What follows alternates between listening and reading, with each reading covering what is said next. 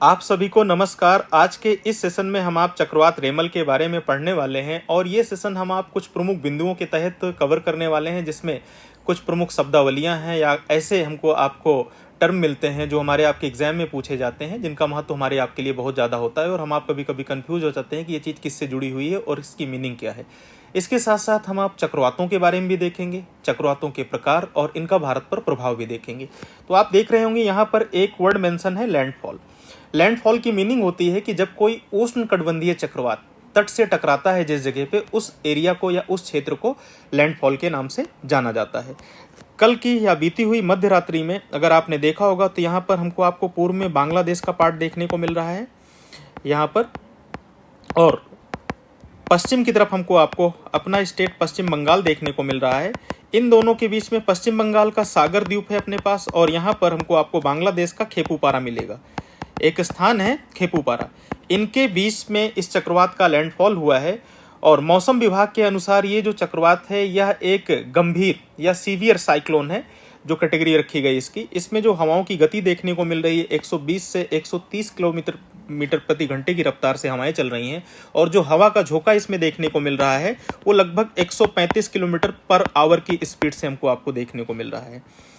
रेमल चक्रवात के अगर हम आप देखें कि इसका विकास कहाँ पर हुआ है और इसके लिए कौन सी आदर्श दशाएं थी जो इसको विकसित करने में सहयोग की हैं, तो इसमें जो सबसे पहली चीज़ हमको आपको देखने को मिलती है कि इस चक्रवात का जो हमको आपको विकास देखने को मिल रहा है वो मध्य बंगाल खाड़ी में, जो बंगाल की खाड़ी का पार्ट है वो कौन सा, सेंट्रल बे ऑफ बंगाल या मध्य बंगाल की खाड़ी में इसका विकास हुआ, और उसके बाद ये उत्तर और उत्तर पूर्व की तरफ गति करता हुआ भारत और बांग्लादेश के तटीय भागों से टकराया है।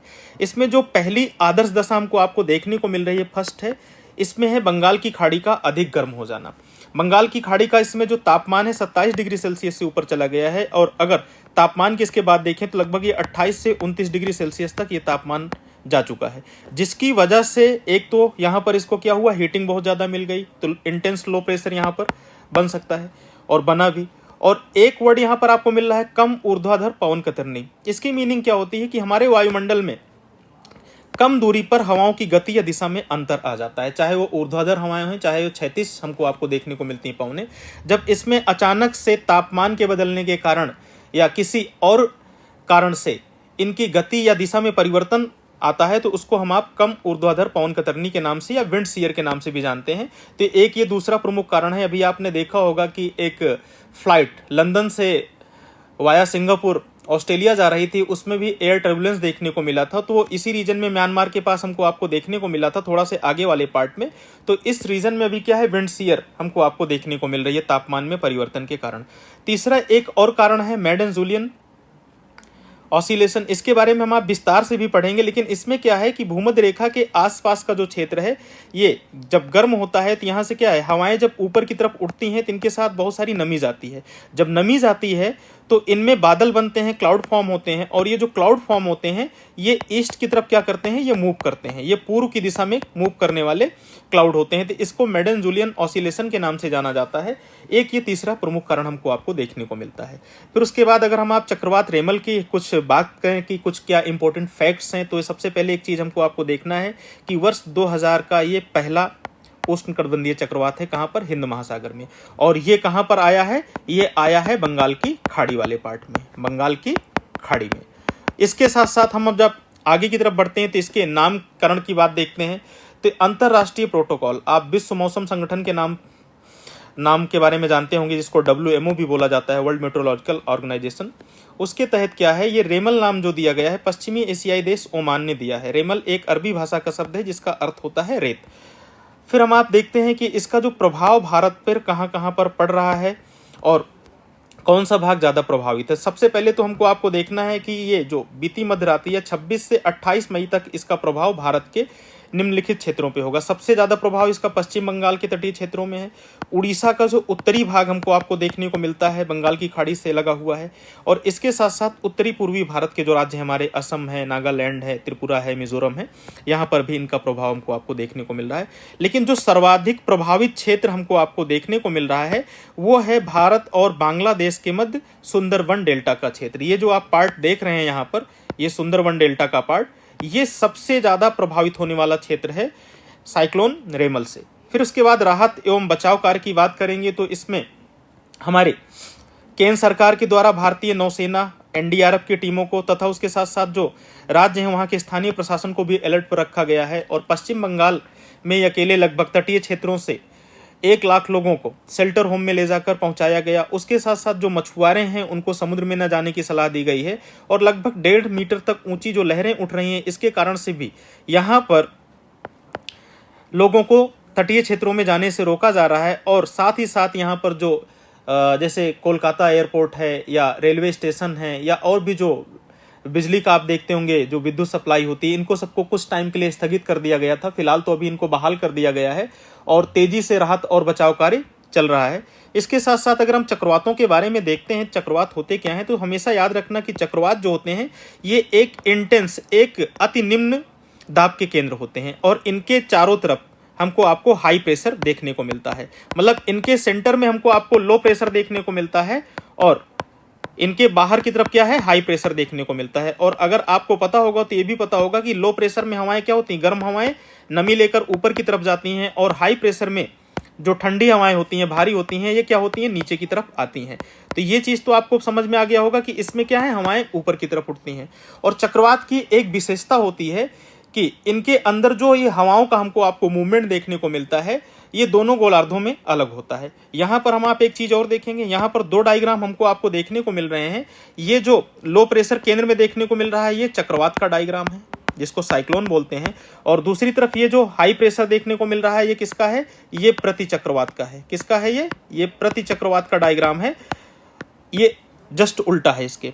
और यहाँ पर भी दक्षिणी गोलार्ध का दिया हुआ है जिसमें लो प्रेशर लिखा हुआ है, ये चक्रवात का है, जिसमें हाई प्रेशर है, ये प्रति चक्रवात का है। दोनों में अंतर क्या है कि चक्रवात के केंद्र में लो प्रेशर होता है और प्रति चक्रवात के केंद्र में हाई प्रेशर होता है। और यहाँ पर दोनों में एक अंतर और देखना है कि ये लो प्रेशर से हवाएं ऊपर की तरफ जाती हैं, गर्म हवाएं होती हैं, नमी लेकर जाती हैं। और हाई प्रेशर में हमको आपको क्या देखने को मिलता है, ये हाई प्रेशर में हवाएं जो ठंडी होती हैं, भारी होती हैं, नीचे की तरफ उतरती हैं। तो उत्तरी गोलार्ध की अगर हम आप बात करें, जो हमारा आपका उत्तर वाला पार्ट है, उत्तरी गोलार्ध में चक्रवात में जो हवाएं चलती हैं हाई प्रेशर से लो प्रेशर की तरफ, ये घड़ी की सुई के विपरीत या वामावर्त हमको आपको देखने को मिलती हैं। और दक्षिणी गोलार्ध में अगर हम आप देखेंगे तो चक्रवातों में जो हमको आपको हवा का देखने को मिलता है या हवाओं की गति देखने को मिलती है, ये हाई से लो प्रेशर की तरफ हमको आपको देखने को मिलती है। किस तरह से, ये घड़ी की सुई की दिशा में मिलती है। और एंटी साइक्लोन में जस्ट उल्टा कर सकते हैं हम आप। एंटी साइक्लोन में क्या होता है, या प्रति चक्रवात में उत्तरी गोलार्ध में हवाएं हाई प्रेशर से लो प्रेशर की ओर या केंद्र से बाहर की ओर कैसे चलती हैं, ये घड़ी की दिशा में चलती हैं। और दक्षिणी गोलार्ध में हाई प्रेशर से लो प्रेशर या केंद्र से बाहर की ओर ये जब चलती हैं तो ये घड़ी के विपरीत दिशा में या वामावर्त चलती हैं। अगर हम आप चक्रवातों के प्रकार की बात करते हैं तो चक्रवात 2 प्रकार के होते हैं। एक है उष्णकटिबंधीय चक्रवात, दूसरा है शीतोष्णकटिबंधीय चक्रवात।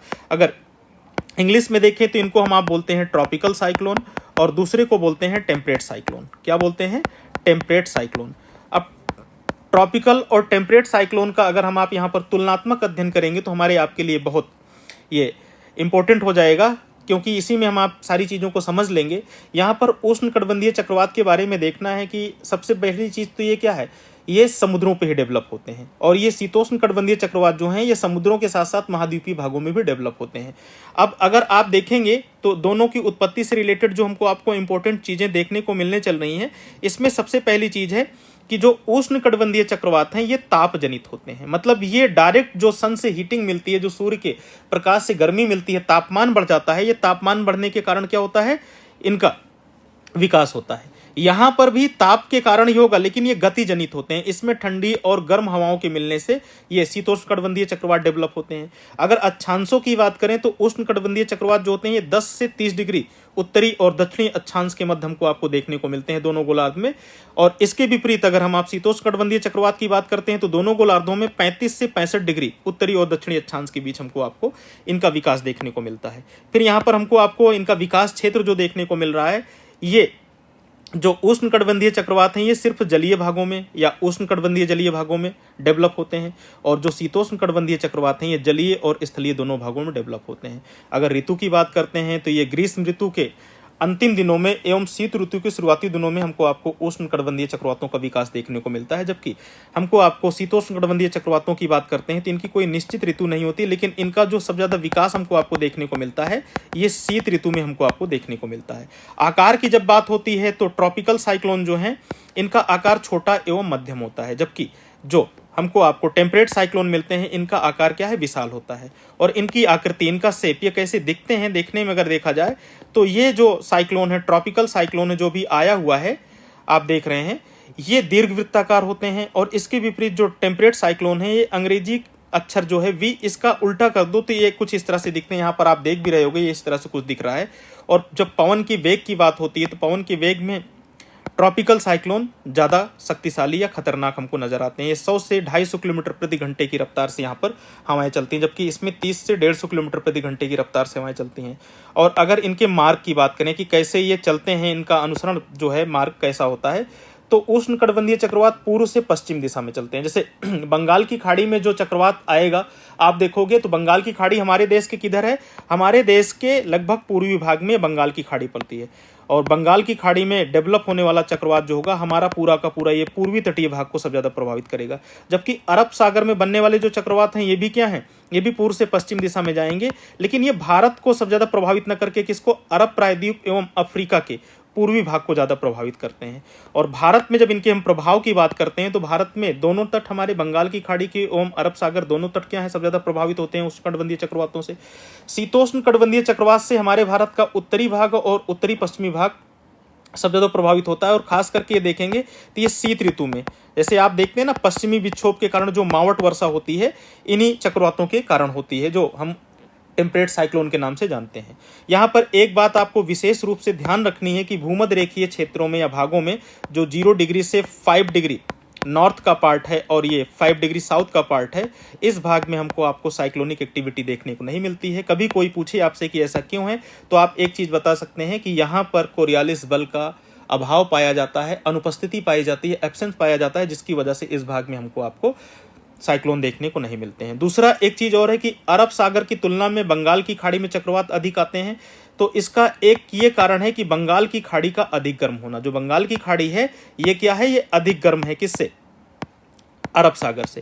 इसके साथ साथ बंगाल की खाड़ी की जो बैथोमेट्री है, बनावट है, ये ज़्यादा क्लोज्ड है और इस पे जो चक्रवात बनते हैं, डेवलप होते हैं, तटीय भागों में ज़्यादा विनाश लाते हैं।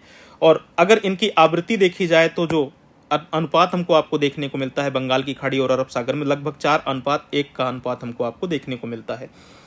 उष्णकटिबंधीय चक्रवातों के कुछ स्थानीय नाम हैं, जैसे कि हिंद महासागर वाले पार्ट में हमको ज़्यादातर, या दक्षिण एशिया वाला जो भाग हमको आपको देखने को मिलता है, जिसमें हम आप अरब सागर और बंगाल की खाड़ी से जो पार्ट शेयर करता है उसमें इनको किस नाम से जाना जाता है, इस भाग में इनको चक्रवात के नाम से जाना जाता है, भारत या दक्षिण एशिया में कह सकते हैं।